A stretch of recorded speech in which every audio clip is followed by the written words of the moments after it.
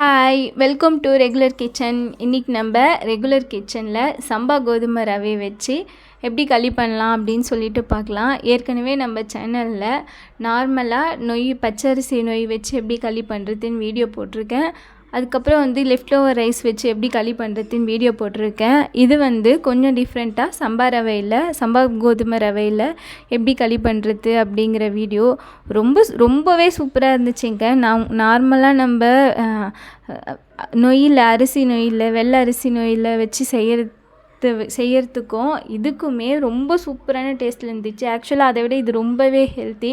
கண்டிப்பாக நீங்களும் ட்ரை பண்ணி பாருங்கள். நான் இந்த கிளாஸில் 1/2 கிளாஸ் தண்ணி சேர்த்துக்கிறேன். ஏன்னா இந்த கிளாஸில் நான் ஒரே ஒரு கிளாஸ் சம்பா ரவை எடுத்துக்கிறேன். அதனால் 1/2 கிளாஸ் தண்ணி சேர்த்து தண்ணி நல்லா கொதித்தோடனே அதே கிளாஸில் 1 கிளாஸ் சம்பா கோதுமை ரவை சேர்த்து நல்லா கொதிக்கும்போது களிக்கு தேவையான அளவுக்கு உப்பு இப்பயே சேர்த்துடுங்க. ஒரு 5 நிமிஷத்துலேயே வெந்துடுங்க. ஒரு 3-4 நிமிஷத்துலேயே கூட வெந்துடும். நல்லா வெந்த உடனே அதே கிளாஸில் 2.5 கிளாஸ் அளவுக்கு ராகி மாவு சேர்த்துக்கோங்க. மாவு சேர்க்கும் போதே இந்த மாதிரி ஸ்ப்ரெட் பண்ணி சேர்க்கணும். நம்ம மாவு சேர்க்க ஆரம்பிக்கும் போதே கேஸ் ஃபுல்லாக குறைச்சி வச்சுருங்க. ஃபுல்லாக குறைச்சி வச்சுட்டு இப்படி ஃபுல்லாக ஸ்ப்ரெட் பண்ணி மாவு சேர்த்து துடுப்புன்னு சொல்லுவாங்க களி கலர்றதுக்கு. அதை நடுவில் வச்சு கேஸ் ஃபுல்லாக குறைச்சே இருக்கட்டும். இதோட கேஸ் ஏற்றக்கூடாதுங்க. நம்ம சேர்க்க ஆரம்பிக்கும் போதே குறைச்சி வச்சோம்ல, அது அப்படியே இருக்கணும்.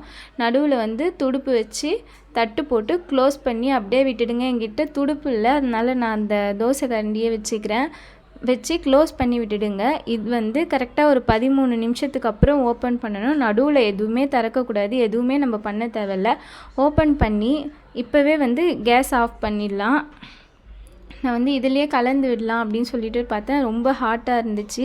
மரக்கரண்டி வச்சுருந்தா ஹாட்டாக இருந்திருக்காது, அதிலே கலந்துக்கலாம். என்கிட்ட இல்லை, அதனால் நான் இந்த கரண்டியே வச்சுக்கிட்டேன். அதனால் நான் இது ஹாட்டாக இருந்ததுனால இதை எடுத்துகிட்டு வேறு கரண்டி வச்சு நல்லா கலந்துக்கிட்டேன். நம்ம ஓப்பன் பண்ண உடனேவே கேஸ் ஆஃப் பண்ணிடலாம், ஒன்றும் பிரச்சனை இல்லை. நம்ம எல்லாத்தையும் ஒன்றா சேர்ந்து கலக்கும்போது இந்த மாவு நம்ம மூடி வச்சுருந்தால அந்த தம்லேயே நல்லா வெந்திருக்கும்.